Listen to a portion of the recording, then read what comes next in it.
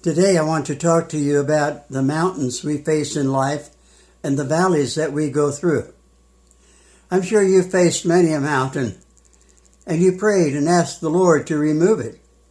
And maybe sometimes He did and maybe sometimes He didn't.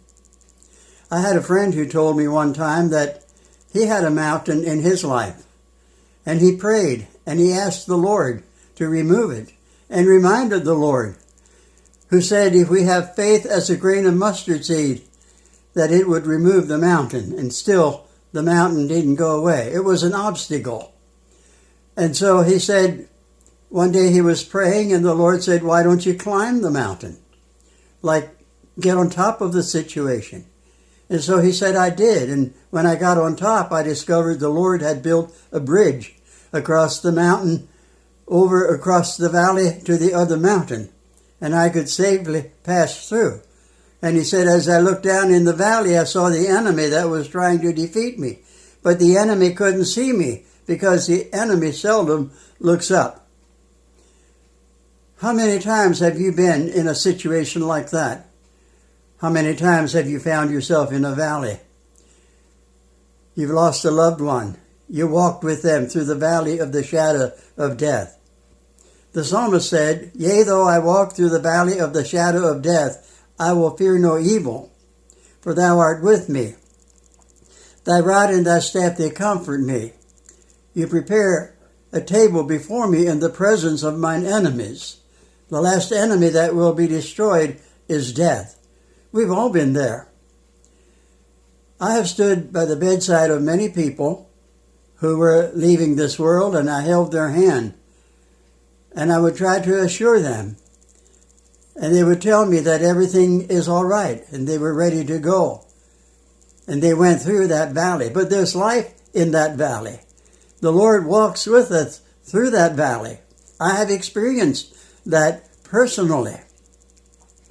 I had been standing by the bedside of my wife as she was leaving this world. She was in a coma.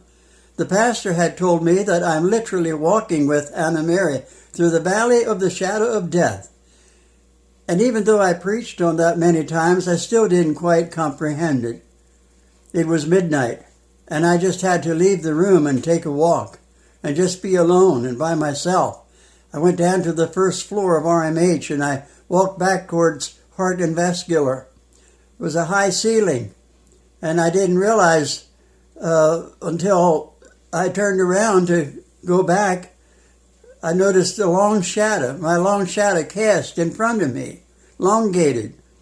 And I stopped, and I looked up at the light that was creating the shadow.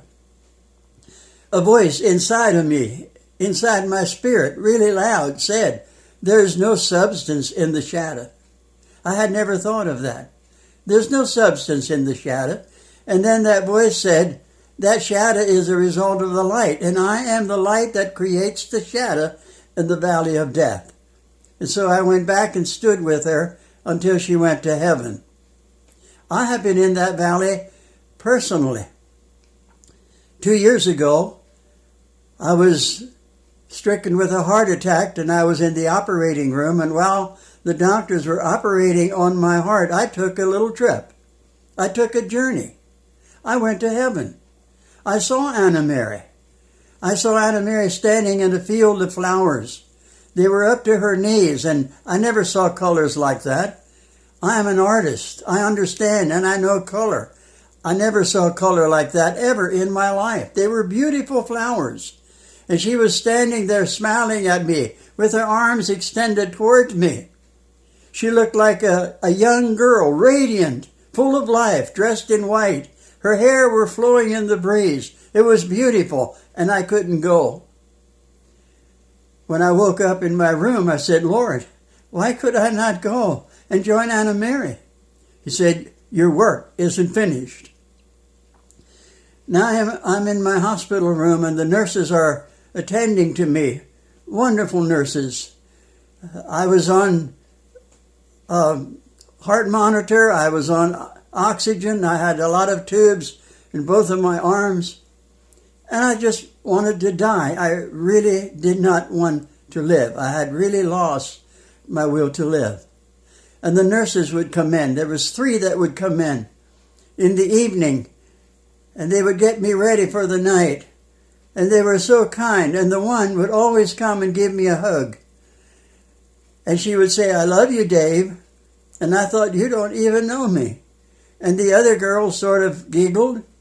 But every night, the same thing. She was from the Ukraine. Her name was Olga. And one night, one of the nurses said, "Olga, I thought you're married. If you're in love with Dave, what about your husband?" And then Olga said, "Well, we're going to send him back to the old country, and Dave and I, we're going to the Bahamas."